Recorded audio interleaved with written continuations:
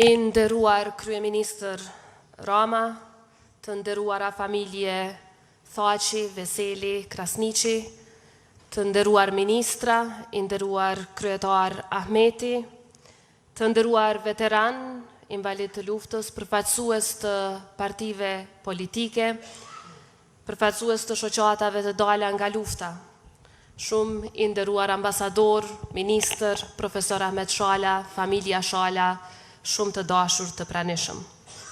Sot në botë ka akoma 10 kombe, të cilat nuk e kanë arritur çlirimin e tyre dhe akoma nuk e kanë shtetin e tyre. Për nga numri, janë shumë më të mëdhenj se sa populli i Kosovës, por janë ende popull të okupuar, të shtypur e në kërkim të lirisë dhe të shtetit. Titani i letërsisë son Ismail Kadare, me të drejtë i përmendur dhe i cituar edhe nga vetë autori i librit, jo rastësisht shtetin e Kosovës e quajti triumf të lirisë dhe triumf të gjithë kombit shqiptar. E ky triumf u bë i mundur për shkak se në kohët më të rënda dhe në ditët më të errta për popullin ton, Kosova pati bij e bija që udhëhoqën luftën tonë çlirimtare dhe i dolën Zot atë dheut, duke dëshmuar se liria ishte më e shtrenjtë se sa edhe vetë jeta. Këtë histori, këtë të vërtet, e këtë triumf, ne duhet ta mbrojmë me krenari në çdo kohë, në çdo vend, kudo në botë. Sepse UÇK-ja është ideali më i fuqishëm i ndërtuar nga shqiptarët ndër shekuj. Por për ta mbrojtur të vërtetën, ne duhet edhe ta shkruajmë atë. Prandaj do të filloj duke falenderuar autorin e librit, ish ministrin, ambasadorin Ahmet Shala, i cili nëpërmjet librit kur heshtja flet na fton në një reflektim të thellë dhe të matur, dhe kujton se historia nuk flet domosdo gjithmonë me zë të lartë. Autori i librit ka bërë një punë të çmuar duke ndërthurur reflektime personale, rrëfime të drejtë për drejta dhe analiza historike. Ai na sjell përballë të vërtetën e Hagës, takimet me ish-udhëheqësit të UÇK-s dhe vizitat në vendet simbolike të lirisë, duke kthyer heshtjen në zë të fuqishëm. Përmes këtij rrëfimi, na rikthen kujtesën kolektive të Kosovës dhe e ngren në nivel ndërkombëtar ndërgjegjen morale për lirinë, për drejtësinë dhe dinjitetin. Ky libër trajton jo vetëm rrëfimin personal të autorit Ahmet Shala, nga vizitat në Hagë te krerët e UÇK-s, te ish-presidenti Hashim Thaçi, ish-kryetari Kadri Veseli, ish-kryetari Jakub Krasniqi dhe ish-kryetari i grupit parlamentare Xhep Selimi, por edhe për gjykimin e padrejtë që po bëhet ndaj vetë proceseve tona jetike, ndaj lirisë e pavarësisë son dhe përpjekjeve për çlirim, të cilat u ndërmorën në shërbim të lirisë dhe mbijetesës së popullit ton.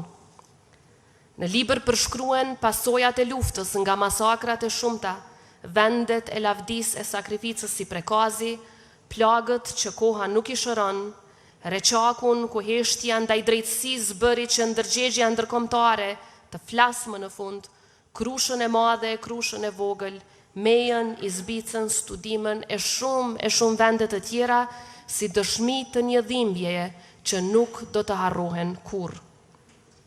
Autori në këtë libër trajton edhe dhunimet masive si armë lufte, gjenocidin e spastrimin etnik, të zhdukurit me dhunë dhe shumë plagë akoma të hapura, duke na rikujtuar se përballë historisë së dhimbshme, përgjegjësia jonë është ta ruajmë kujtesën kolektive, të kërkojmë drejtësi dhe gjithnjë ta vlerësojmë drejt sakrificën.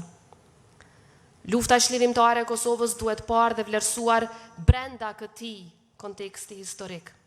Ajo nuk ishte akt i impulsit, por përgjigje ndaj një realiteti të padrejtë dhe një shtypje shekullore. Ishte një luftë për të mbrojtur të pambrojturit. Ishte një luftë për mbijetesë, për dinjitet dhe për të drejtën për të jetuar të lirë, të drejtën më sublime njerëzore. Mbrojtja e kësaj të vërtete është në shërbim të mbrojtjes së vetë themeleve të shtetit tonë, por edhe obligimi yni kundrejt rrugës së vështirë në për të cilën kemi kaluar deri të përmbushja aspiratës sonë shekullore për liri dhe shtet. E ky libër e bën të qartë se respektimi drejtësisë ndërkombëtare dhe mbrojtja e së vërtetës historike nuk janë procese kundërshtuese, por plotësuese. Sepse drejtësia e fiton kuptimin e plot vetëm atëherë kur është e paanshme dhe e ndërtuar mbi fakte të vërteta, por asnjëherë kur ajo ndërtohet mbi narrativa të rrejshme, të njanshme dhe me synim për ta rishkruar historinë. Prandaj libri kur heshtja flet na rikujton se pa një lexim të drejtës së kaluarës, asnjëherë nuk mund të ndërtohet një e ardhme e qëndrueshme. Pa respekt për sakrificën, është vështirë të forcohet besimi në drejtësi, sikundër që pa dinjitet historik, shtetet mbeten të brishta përballë keq interpretimeve dhe deformimeve historike. Në këtë frym, libri e trajton luftën e ushtrisë çlirimtare të Kosovës jo si një mit politik, por si realitetin më krenar të historisë sonë, të lindur nga nevoja e një populli të shtypur, i cili kërkonte liri. Një realitet që duhet kuptuar, jo instrumentalizuar nga ata që po dëshirojnë ta deformojnë historinë tonë. Një realitet që duhet analizuar me ndershmëri, e jo zhveshur nga konteksti njerëzor e historik i popullit tonë. Prandaj ky libër është në funksion të ruajtjes dhe mbrojtjes të së vërtetës, si vlerë themelore, historike e shtetërore. Liria e fituar me sakrificë nuk kërkon zë të lartë për të mbrojtur, por kërkon qëndrim të drejtë, kërkon kujtesë të përhershme, e mbi të gjitha kërkon drejtësi.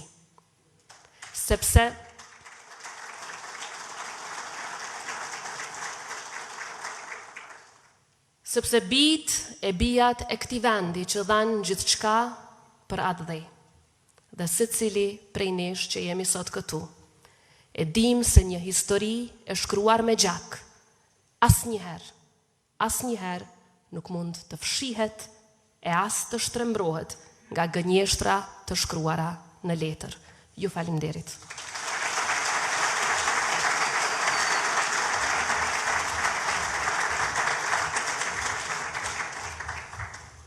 Dhe kjo liri ka rënje të thellë në gjakun e derdhur për liri. Faleminderit shumë zonja presidente. Me kohën dhe praninë e tij na ka nderuar sot edhe kryeministri i Republikës së Shqipërisë, zoti Edi Rama, të cilin e ftoj me shumë kënaqësi të marrë fjalën.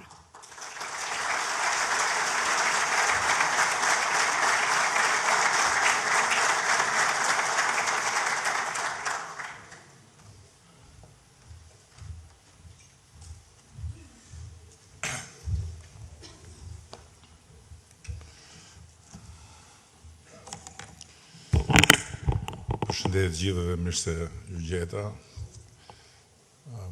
Ftesëm për të marrë pjesë në prezantimin e këtij libri e morë nga profesor Ahmeti përpara se sa të merrnim lajmin e zymt nga tribunali në Hag mbi kërkesën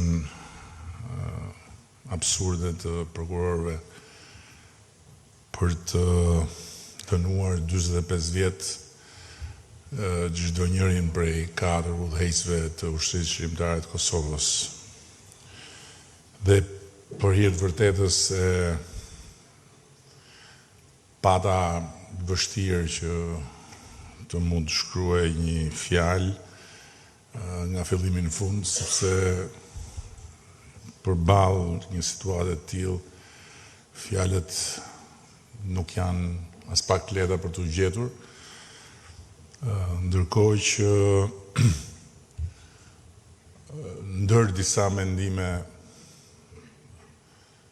që besoj mund vlejnë të ndahen me ju këtu, I pari ishte mendimi se kush është sot në të njëjtën